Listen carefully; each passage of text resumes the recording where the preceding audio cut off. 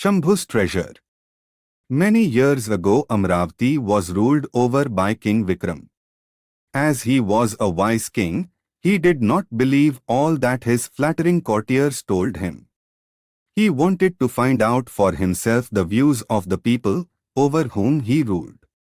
To do this, he would dress himself up as a pedlar, or a sadhu, or a musician, and wander about his kingdom, unknown to anyone. He especially loved to play on the flute, and his playing was so good that it earned him many a meal and also some money from good people who were pleased with his music. At the same time, the king also learnt what his people thought about him and of the way in which he ruled. One day the king was walking through a wood in disguise, as usual. He heard someone playing on a flute. The playing was amateurish but had a native magic about it. Vikram went in the direction of the music and found a goatherd sitting on a rock playing away. The king quietly sat down and waited for him to finish his tune. Then he went up to the lad and marvelled at his hand, some face and body. "Son," said Vikram, "if you come with me to Amaravati, I will give you good food, fine clothes, and a good job." The boy, who loved adventure, readily agreed to go with the king. Vikram ordered that the goatherd, Shambhu, was to be lodged in his palace and to be given good food, clothing and schooling.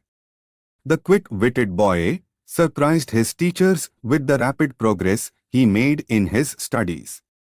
When they sent his progress reports to the king, he was very pleased. After the period of his schooling was over, Shambhu went on a vacation to his own village.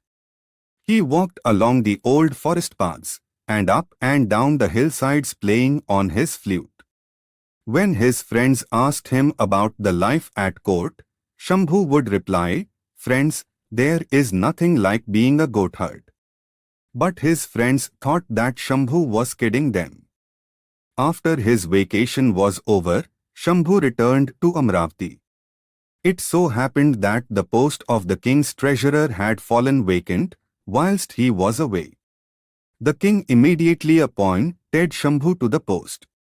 Shambhu was so hard-working and methodical in his work that Vikram was greatly pleased with him. After some time, the king died and his son, Manoj, came to the throne. The king's officers had always been jealous of the goatherd who had become treasurer, and now that he was friendless on account of the old king's death, they waited for an opportunity to do him an ill turn. They carried tales about the young treasurer to the new king. Manoj could not ignore the warnings of his aged officers. He wanted to find out for himself the truth of the charges against his treasurer. The conspirators approached the king. "Your Majesty, ask the treasurer to show you the diamond-studded sword that your great-grandfather had made." The king commanded his treasurer to bring the sword to him. Shambhu did as he was ordered. "Many victories to your Majesty," said Shambhu. The diamonds on the hilt of the sword were used in making some jewels for Her Majesty, the Queen Mother, upon the orders given by His Majesty, your father. It was easy for Shambhu to produce records of the transaction. The king then turned to the conspirators and said, "Shambhu seems to be an honest man." The chief minister said, "One last request, your Majesty. Let there be a stock-taking of the contents of the treasury at once. It is the practice to have a stock-taking done every time a new king comes to the throne." There followed a thorough stock-taking of the contents of the treasury. Shambhu was such a careful treasurer that everything was in perfect order. The king was greatly pleased with his treasurer. As the party was leaving the treasury, one of the king's officers drew the attention of the king to a closed iron door in the wall, which had not been opened. "Treasurer, what is in that recess in the wall? Why have not these things been accounted for?" demanded the king.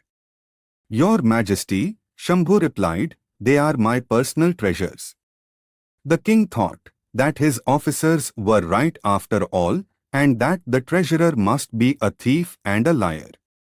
At the king's command, the iron door in the wall was opened. What were the treasure hidden there? What were the treasure that Shambhu owned and had kept there? They were his old black shepherd's woolen rug, a pair of sandals, and the bamboo flute, which he had not had the time to play upon after coming to court.